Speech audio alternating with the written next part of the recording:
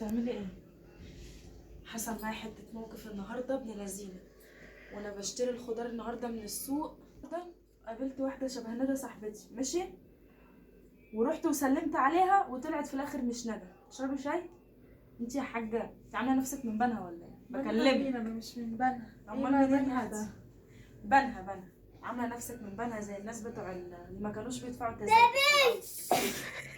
فهميني بقى على فكره فهميني بقى مثل بنها ده ولا مش عارفه ايه بنها. بتوع بنها مالهم بقى؟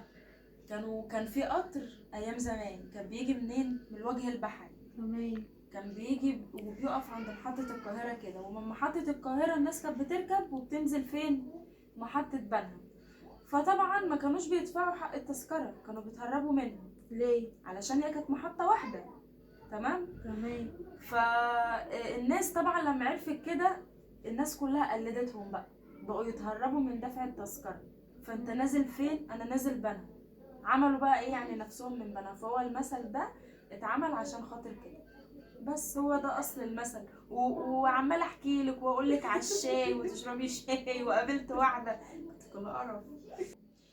اهو ده يا جماعه اصل المثل. لما حد مثلا يجي يقول لك ايه انت عامل فيها من بنها، هو ده اصل المثل. يعني كان بقى حوار القطر والتذاكر والكلام ده، فما حد يجي يقول لك انت عامل نفسك من بنها، هو ده المثل اتعمل لكده. بس لو عجبكم بقى الفيديو ما تنسوش تدوسوا لايك. باي.